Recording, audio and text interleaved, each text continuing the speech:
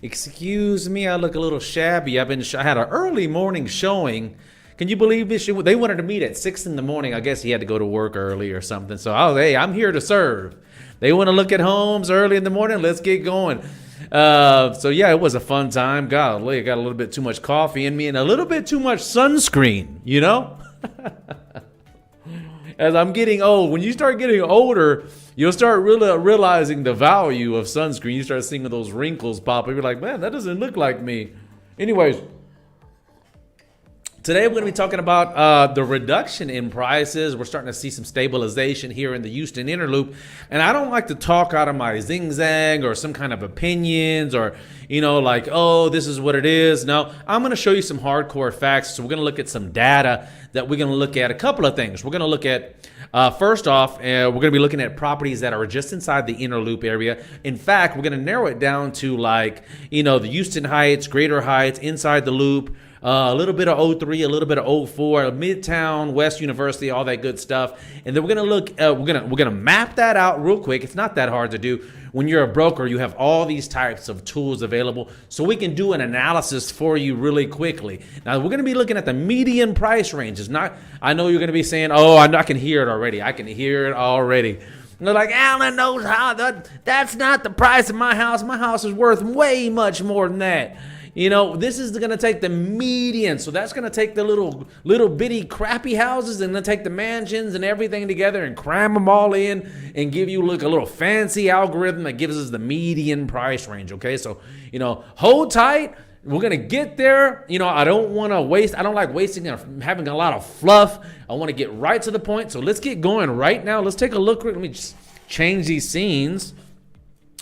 Take a look at scene 1, scene 2, and doesn't even have my thing up here. Hold on one second. Let's get this thing going. Hold on one second. Here, and then we take this screen here, take the YouTube off because you don't want to see YouTube, do you? You don't want to see my WhatsApp. All right, let's take a look at that. Let's reduce this. And let's move this here, and then let's pop this little screen here. Hey, I'm getting used to this, folks. Golly, I tell you what, little older guy is learning how to, use this just like the youngsters using this for gaming. I'm actually using it to bring out real estate and real estate market, what's happening in the neighborhood, what's happening in Houston, to give y'all the insight. So first and foremost, let's break this down by what time period. Let's couple of presets here. Take a look here, right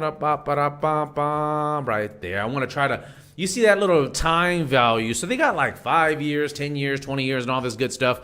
We're going to look at a few presets that HAR and broker analysis gives us. Hey, I'm already paying a couple of $1,000s to the HAR. I might as well use the tools and share that knowledge and tools with you guys. So let's take a look here. First, we're going to take a look, a few things. Average days on market, ADOM. Average days on market. That means how many days a property stays on the market before going pending, not how many to close. It's active to option pending. That's that status change that's in that sold area. I guess there's no other step. You got option pending, pending, continue to show, and then you got just continuing, don't continue to show or something. Then of course you got the terminated, bad realtor. Nah, it happens to all of us. Terminated or withdrawn, something happened. So anyways, what we're going to be looking at is ADOM versus the list price, median price range. And let's take a look real quick. I want to go here. I want to start here. I want to show you guys the map area that I selected. Okay, so what I did is say that Innerloop area for those that are new to Houston. If they're new to Houston, they don't know, what Houston Innerloop. Houston Innerloop is a 610 area right here. It shows like a little loop right there, okay? This is that local area, high demand, small lots, usually if you're lucky, 5,000 square feet. But let's face it, we're seeing, 1,700 square feet. We're seeing 2,500 square feet, 28, 4,000. So they're being cut up depending on the subdivision and, depending on the subdivision and HOA rules. And I think that's why a lot of people don't like HOA. I think that's another reason why people love the Houston Heights and Greater Heights 03 and 04 is because there's not a lot of HOA telling you what to do with your property. Now, not saying that there isn't. I'm just saying there's less, of that. You will get some subdivisions like Timber Grove. You may get some Brooksmith. You may not get a lot of townhomes because they can't repartition those lots. Anyways, all right. So you got this down, I hope, right? If you do, let me know in the comments there. In fact, let me check my voice here, because sometimes I'm like talking for hours. And let's take a look here. Make sure you guys can hear what I'm saying, because oh, would you stop? These little computers are hard to do, huh? Let's take a look here. Yeah, let's take a look. All right, it sounds okay. All right, so let's keep this party going. You guys excited? You want to see some data? We're going to have a crash. We're going to talk about that at the end of this video, which will not be. I'm not going to keep it going on and on and on. But I'm going to give you my professional, almost 2 decades experience in real estate opinion. Are we going to have a crash? So stay tuned. Hit that thumbs up if you can. Man, I'm going to be giving away knowledge and that people actually pay hundreds or thousands of dollars to this knowledge for free. This is free information just for me to pay it forward. And if you want to use us for your real estate brokers, we're more than happy to help you. But there's a lot of great realtors out there. I'm not the only one. God's blessed me. So anyways, let's get going. All right. First and foremost, we selected the area. Okay, so we're going to be looking at Houston Innerloop area, and then we're going to be looking at the best parts. As you noticed here, I cut into 03 here, which is that EADO, E-A-D-O, that East End development area. But everybody just knows this. EADO, close to the soccer stadium, close to the baseball stadium, close to everything. There's a lot of cool stuff. It's downtown. But that area is just in transition. Still in transition, but this area is great. 04 is in more transition, but it's in that university, or I was going to say Rice University. No, it's University of Houston, not downtown, central campus. So we'll have a lot of activity for big houses built in the early 1900s.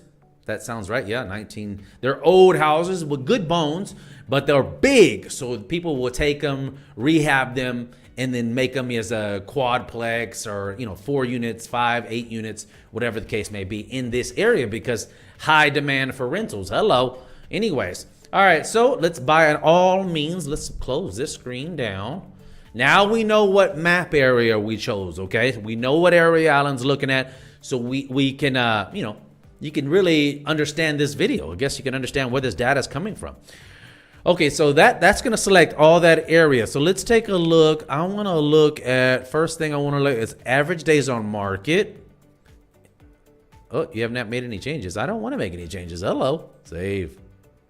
All right. Okay. All right. Well, let's take a look here. We'll come back to that one. Sometimes I have to. HR is a little bit funny. You got to know how to use it. And if you're asking where these tools are, you don't have these tools available to you as a regular person. You have to be a realtor or a broker, most likely a broker, to have these tools. Hold on, thinking about making the report. I'm breaking a sweat now. I'm like, oh man, I want that report. Oh, come on. Anyways. Make sure I still have internet here. You still there? Okay, no drop frames. Looks good. Okay, so I'm going to have to refresh this. Hold on. Boop. Something happened with HAR. That would happen when I'm going live, right? That would actually, that's like, what's that theory called? Anything go wrong? Murphy's Law. Like, oh God, anything go wrong. So, all right, let's take a look. Map, search area. All right, that's that. I don't know why it's coming back to this. Let me come back here. Let me see here. Boom. Wants me to make a change. I don't know why. I guess I can redo this. No problem. Look, I get a bunch of text messages while I'm live, right? Let me turn that off. Wouldn't that happen? Murphy's Law again. Nobody texts me all day. But as soon as I go live, bling, bling, bling, bling, bling, bling, bling. I don't know what's going on with that. Anyway, so let's do that thing again. Let me reopen this thing. All right, now I want to do a polygon, and I'm going to go, hello. I'm going to go over here, a little bit of this area here. I don't want to go back further than that. I want to go right here in '03. I want to cut across to '04. I want to get a little bit more narrow here and not go past the loop, but I don't want to be next to the freeway, because if you're next to the freeway, you're just going to take a hit on values. There it goes again. Okay, are you happy, HAR? Now generate, for God's sakes. Jeez. See what I get? I tell you, man, isn't it life something? It's something else sometimes, right? It is something else. Okay, so what I did was I took a look at, let me try to move this for you a little bit, okay? So you can kind of see what's going on. You can concentrate on this information. All right, so what's happening here, as you can see, days on market, average days on market, okay? And then 2020, 2021, and 2022. This is interesting, and this is remember, we're taking a look at all sales. So back in 2020, I'm just gonna break this down. That what this graph is saying is that in like pre-pandemic, or right at when the pandemic started, should I say, houses were about 360,000, 365. No, I'm sorry. List price $389,000, 2021, and they sat on the market for an average of 32 days. Okay, as time progressed, it started to kind of peak here. I have no idea why there it goes right there. Come on, give me to me.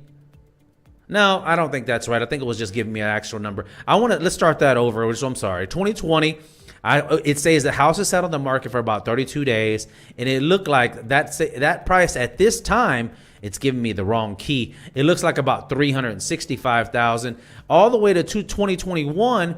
This 2021 right here looks like almost, let me pull this up, according to this graph, about 380-ish. And it sat on the market. Let's look down here for looks like about 20 days on the market right there. So what happened is the prices went up in 2021, and then the demand went up, so the average days on market went down to 20. Now here goes the cool part, or is that as we start seeing this curvature right here going into 2022, and let me pull that data right here. Pulling that data right there, goes up here to about, looks like about, what is that, 375? Yeah, it looks about 375,000 right there between. But here goes the thing. We're getting less days on market. So if you had to interpret this, people are still in high demand to buy properties in this area that we selected. But they're seeing the prices, coming down or being reduced, and they're like, "Wow, so and so bought their house for a lot more, or $30,000 or $40,000 more. Let me jump on this." So they're even moving faster. So I think we may be seeing a little bit more of this.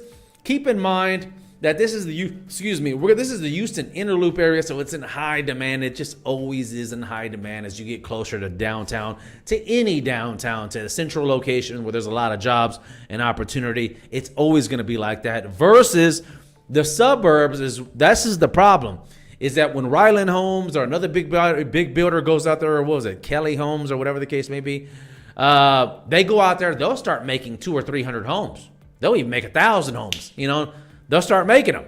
They'll stay like I recently had 25 acres just sold to Ryland Homes not too long ago. So 25 acres, you can imagine they're putting in about 8,000 square feet a house per 8,000. So what is that? 5 homes per lot, 5 times 25. That's about 140, 150 houses right there.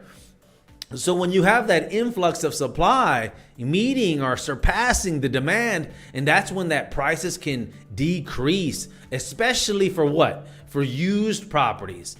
You're thinking about, my property value is going to go up in the suburbs, but really it kind of like stabilizes because builders will start they'll start capitalizing on that increase in prices. But because they're building so many, that supply and demand law, that goes into effect, and that start messing, and then it couples with your house being older and outdated.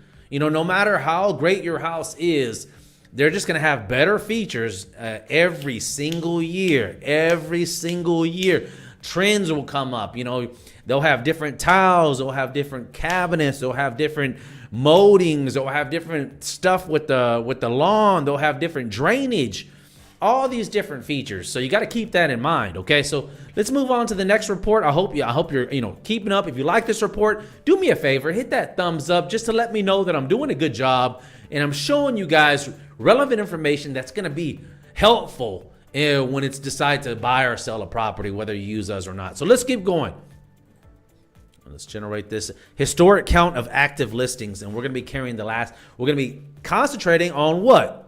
Houston Innerloop best areas, Greater Heights, West University, all this area, Montrose, all this good stuff, a little bit of 03 and a little bit of 04. Let that report come out. Let me see here. Well, it's still going to take some time. If I have any questions, you guys have any questions at all, please let me know in the comments. I love to hear from you, and I respond to each and every one of them. And when this thing, especially I could be doing it right now. Jeez. This thing's taking forever. Let me come back to this screen while it's generating this crazy report. Let me see. I have to reset my. This is a thing about using all these little things that this. I mean, can you imagine all these kids are doing this? Oh, I got a little comment there. Hello. What is it? Woke for days.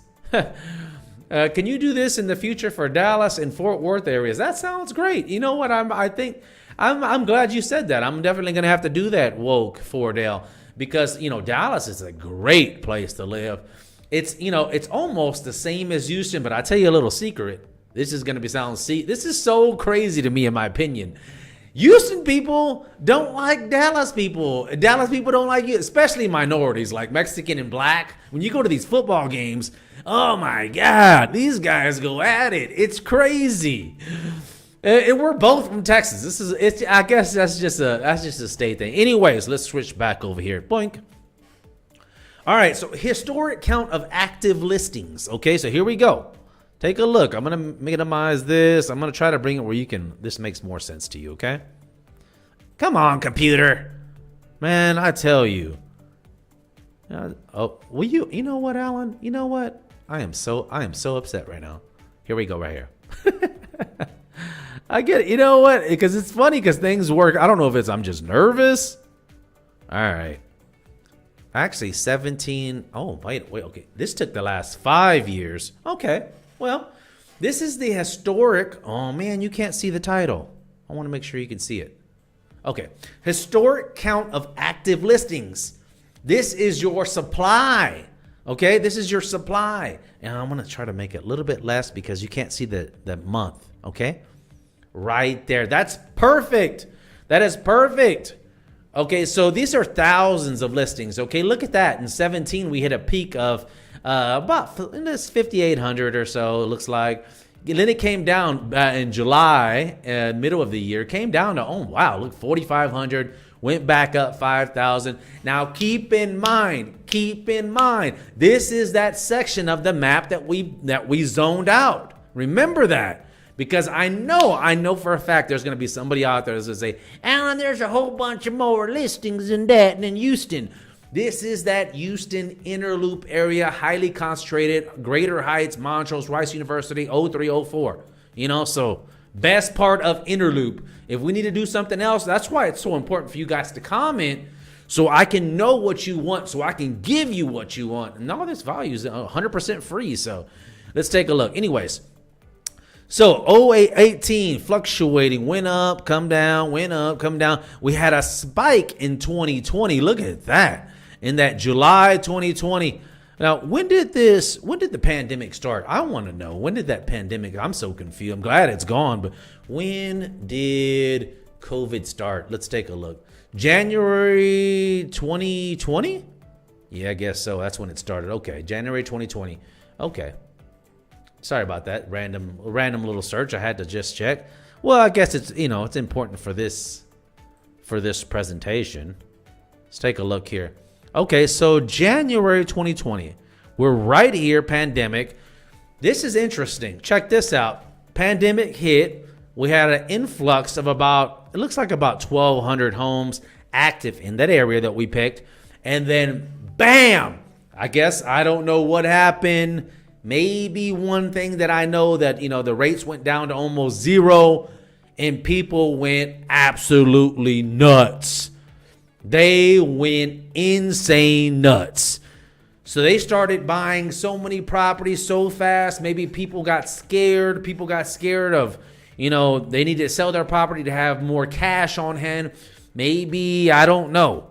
But a lot of properties were sold, diminishing the supply of homes. Look at that. The active listings on the market went down from 5407 all the way to, what is this? Oh my God, 2,820 listings. Really, you could say 50%. Really, you could say 50% of the homes that were available pre-pandemic are on the market now. Now let's couple that with the amount of buyers that are out there hunting.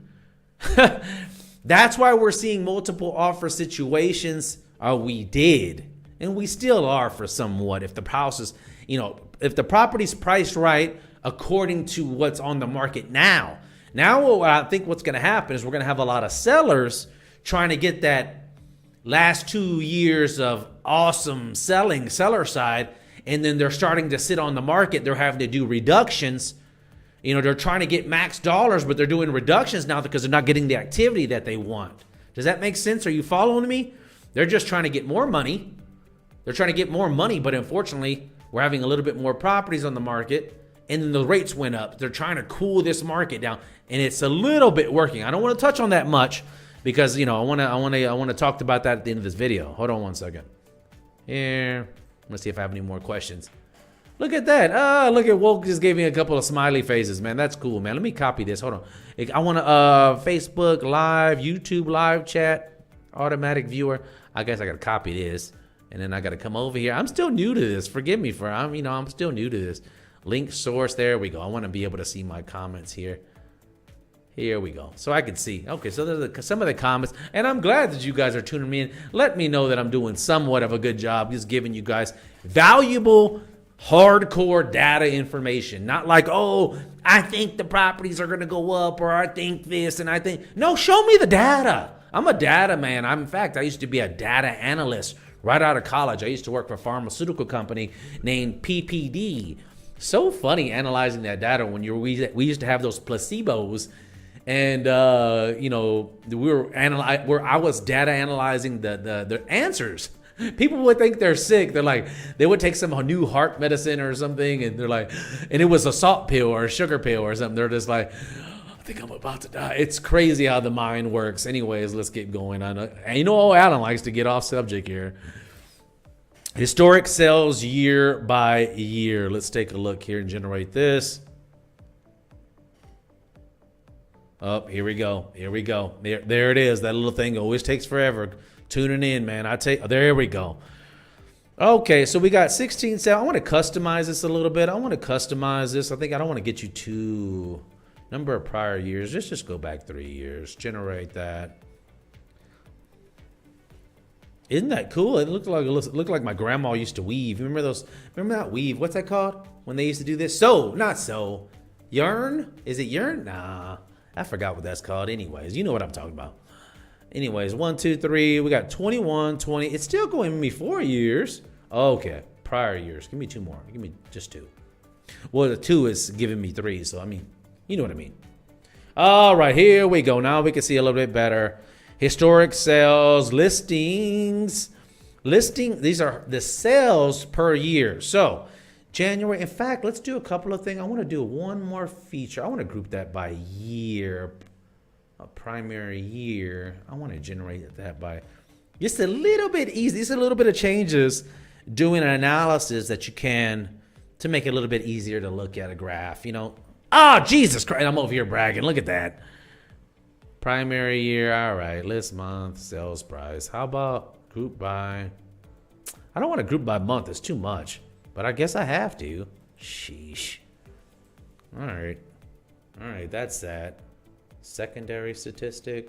No, I don't want to get you guys confused. Come on, I know you're a lot of smart guys. I know you guys are a lot smarter than me, but You know, sometimes we got some people that just, hey, and especially my mom. She's like, what does that mean? I don't even understand. Are my values going up or they down? Let's take a look here. Historic sales by year. I'm trying to get this thing to show you. Let's take a look here. Blink. Does that show you everything on the screen? Just a little bit more. There we go. God dog it, Alan. Did you see that thing jump down like that? All right, here we go. All right, here we go.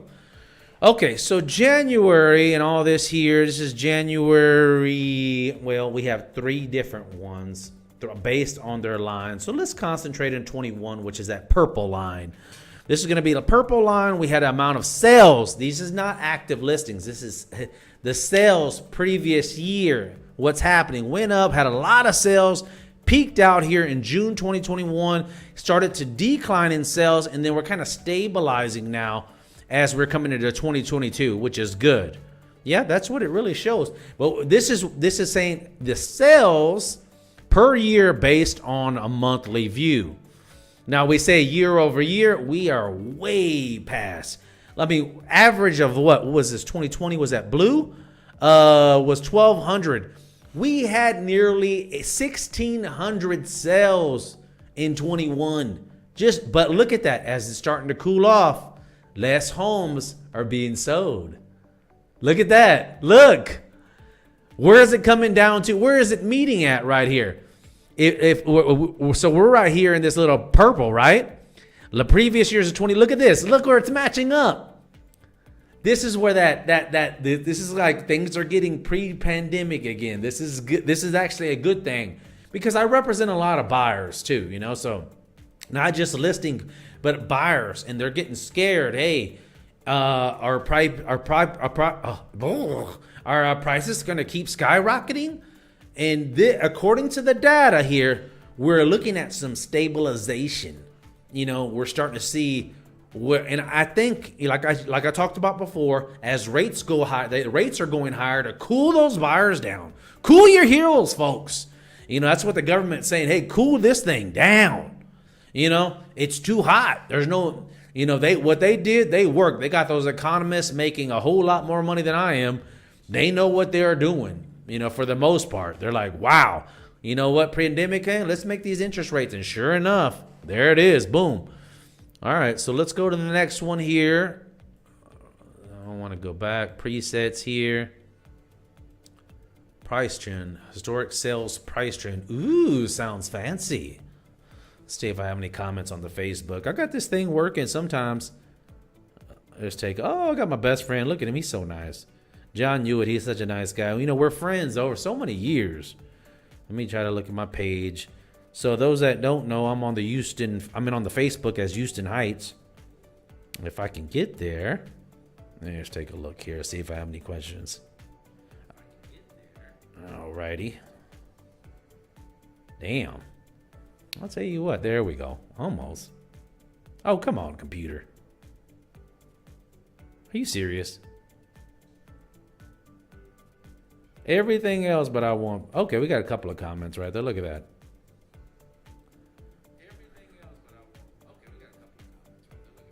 Oh, we got a couple of comments. Alicia Molina Wiley. That's a nice name, too. Alicia Molina Wiley out of Facebook. She says, what kind of software I'm using? I'm using a variety of software. I'm using like heavy duty, like professional broadcasting software. Like this is like top of the line stuff. So I'm using like XSplit. I'm using a Sony A6600 with the Camlink 4K. I'm using the microphones of I forgot this microphone name. But yeah, XSplit is fantastic. And then I use Restream to go to all of my different applications because I have like so many different areas except Instagram. Instagram doesn't let me do it. I don't know why. It's so weird. Instagram, I have to use what they call DuckDuckGo or DuckDuck something. I forgot the name of it. And then I have to create a key, and then it only runs on vertical, so I can't do it on this kind of platform. But anyways, Alicia, I answered your question. I hope you give me that thumbs up, Alicia. Come on. I know you're right there. You're like, should I give him the thumbs up? I don't know. This guy, Allen, man, I don't know. He has that little blonde streak, you know, and he has that white beard with too much sunscreen on. I don't trust that guy. I'm just kidding. Anyways, all right, here we go. So here we go. Historic sales by, oh, wait, no, I'm sorry. This is price trends. Where's my price trends? Is it still generating? Oh my God. It's still generating. Are you serious? I cannot believe. Oh, here we go. Well, okay, so let's take a look. And I want to customize this a bit. I don't want to go all the way to 12. Even though that's in cool data. Going back to 2012, we see this incline in fact, we can't see my mouse, can you? I mean, well, I'm going to do it. Well, I guess I could do it right now since you guys are right here. Let me take a look. Mouse size, mouse pointer size. Alrighty. Wonk. It still can't see my mouse, and it's huge. It's crazy. Anywho, all right. So as you can see here, it went up from about 100 and what is that? 180,000. $180,000. Look at that. Back in 2012, and it looks like we're approaching about almost right at $400,000. That's amazing. And I remember back in 2012 when I started my real estate career, I actually sold a house on what was that? 18th? No. What am I talking about? 18th. I think it was on 16th Street over there by Harvard. God, I can't think of that. Great couple, William and his wife. And I sold that. Anyways, the house was a beautiful house, totally rehabbed, front yard, backyard. That's when I used to work for Remax. And I sold that house for like $250,000. And I had a hard time selling it then. Can you imagine that house now?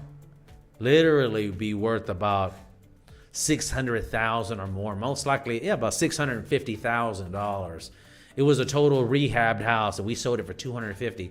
So in 10 short years, it has increased from $250,000 all the way to $650,000, $400,000. So what is that? 10 years? So it's about $40,000 in appreciation per year. You break that down into like a percentage, then really you're looking at about 13% increase in accumulation appreciation every single year. I mean, I wish I had a drum or something or a bell. What kind of return can you get on that? Where can you get a return like that? It's insane.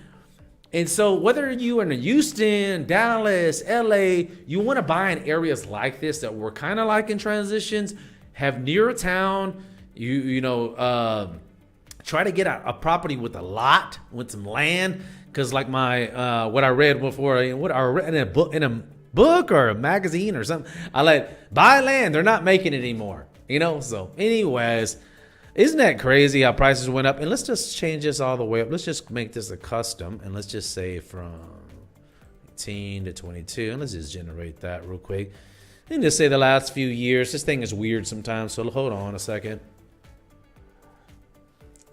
This year the prices haven't changed. So, they're not all the way. In fact, let me just change this to month. Maybe they're in for, what are we in? May, June? Let's go May. They're like, they're $250 now. No. There it is right there. Okay. All right. So from last month, because that's when the closing, we have that, we can take all that data and do something with it. We're not done with June. So $250 back in 2019. Let's look at that real quick. What is it? Yeah, $277, and now we're all the way up to $388,000. I told you 380, didn't I? Look at that. Pretty cool. Let's take a look at, and that's that accumulate, and that's in that area that we picked out. Okay, so tell you what, there's a lot of different reports here, and I'm gonna go ahead and I can just email these to you. Just go ahead and comment, and I'll send them right to you. I'll send these reports right to you. Or you can go to download.homesofheights.com. That's download.homesofheights.com. Let me put it right here. Where is this thing at? How do you do this? Here, and I'll put a text. And I'll put download.homesofheights.com here. And let's make this, what color do you like? What color do you like? Let's do, ooh, you know what? It's that rainbow month. So let's go with a little bit of rainbow in here. Let's go. Let's do it. And we have to do a little outline here, of course. Boink. Alan's correct. Did I just, oh, whatever. I'm not going to hold you up. That's why I say I'm still new to this, guys. Go to download.homesofheights.com if you need this report. Or just message me and I'll just email you this report. No biggie, okay? If you have any questions, feel free to comment. Make sure you like and subscribe. See you on the next one. Alan Jimenez, real estate broker for almost 20 years. I'm almost for 20 years. And as a broker, I can train and mentor realtors. I'm licensed by the state of Texas. That's why you know you're in the best hands. It's like, wait a minute, this guy Alan, he actually has a license to not only be a realtor, but to train realtors and supervise them and mentor them. So it's like you are in the best of hands. You can't get, in real estate, you can't get much better than a real estate attorney. You know, you can't get much better.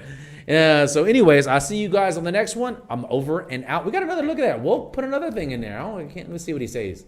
Oh man, I can't see what he said. Let me try to change screens real quick. Yeah, I'm trying to buy a home or land in northern Texas. I'm trying to relocate from California. Oh, well, you know what? I'll tell you what, Woke, you're going to love it out here in Texas. It's going to be a fraction out of cost. In fact, did a recent research report for people out come from California. We're going to be about 70% cheaper on averages. Can you believe that? 70%. So from $1 million, you'll be for $1 million house, which is nothing in California, is the same house here is probably way less than 300,000 and a lot better. Oh my God. So you're going to love it down here. You're going to love Houston. We're going to love Houston or Dallas. Both of them are the same. I'm originally from Houston, but I'm licensed throughout Texas. So if you need a home out in Dallas, just send me a little message. I'll send you a list of properties, that fit your criteria. No problem. What do you say? Oh, whoa. He said nice. Yeah, you're going to love it down here. It is going to be a little bit warmer, but I like the warm. I like to be hot. Plus, the ladies look great. They looking real nice in their dresses and not very covered as much. It's too hot for that. And the guys are always looking good too. So we have a lot of cool things. We got nice restaurants. Walkability is insane. Now you do need a car, not like California. You're going to need a car for the most part because things are spread out, because land is so cheap. We have great subdivisions and great restaurants from South Houston all the way to North Houston, from Sugarland all the way to Woodlands, So we got a little bit of everything over. You're going to really love it. Anyways, I'll see you guys on the next one. I'm over and out. Hope you like this YouTube and Facebook, and I'll see you on the next one for the third time, right? Jeez.